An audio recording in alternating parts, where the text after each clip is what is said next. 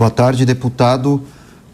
Eu tenho duas questões para o senhor. A primeira delas é se o senhor, antes de se candidatar a deputado federal, o senhor havia calculado esses riscos, como o senhor bem julga, de perseguição.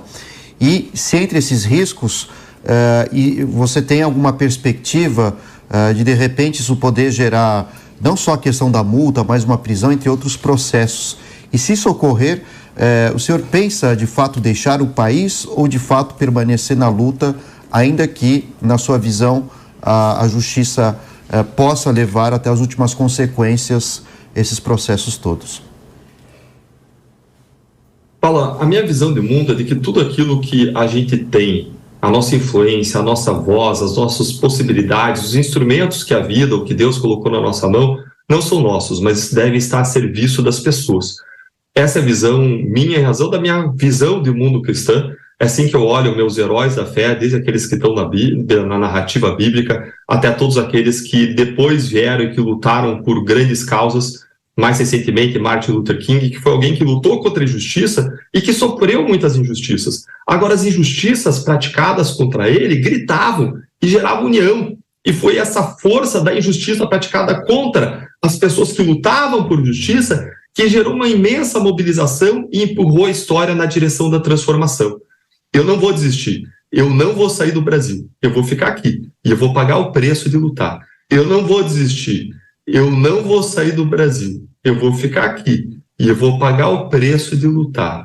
Agora, ao mesmo tempo, eu tenho a gratidão em relação a todas as pessoas que têm lutado junto comigo, que têm decidido não desistir e que estiveram comigo dos momentos mais tristes, mais difíceis, mais tenebrosos ao longo da história.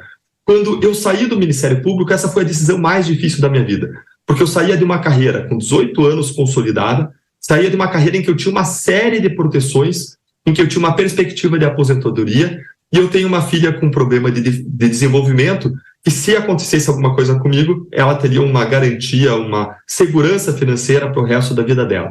E logo depois que eu saí do Ministério Público, eu sabia que a jornada não seria fácil. Agora, eu sabia que na Itália se viveu muita perseguição, mas eu não imaginava que a perseguição seria tamanha. Agora, isso não muda a minha vontade, a minha disciplina, a minha determinação de seguir lutando.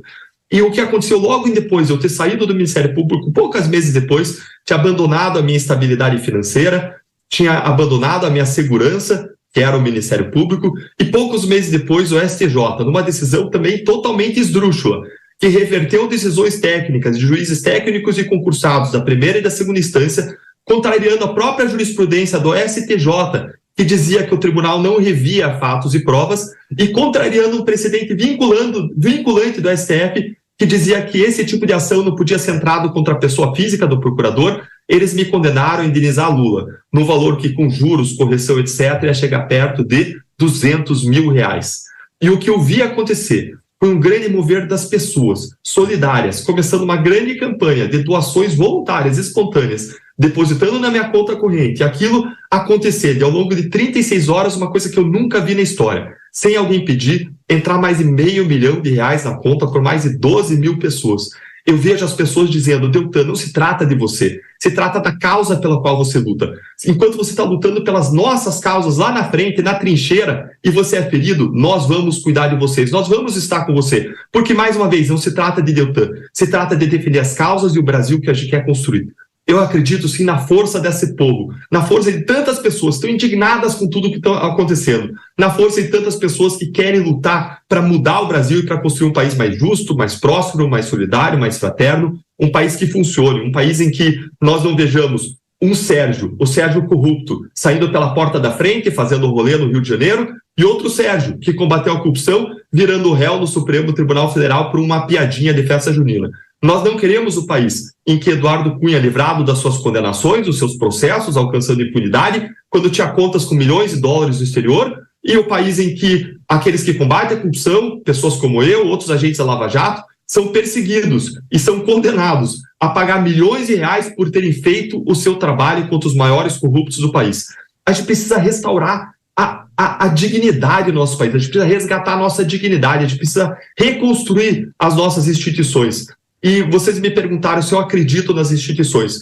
Eu não acredito em muitas pessoas que ocupam as instituições do Brasil hoje. mas eu acredito que a gente pode reconstruí-las. Agora, isso passa necessariamente por nós ocuparmos o Congresso Nacional com um grande número de pessoas democraticamente que representem a nossa voz.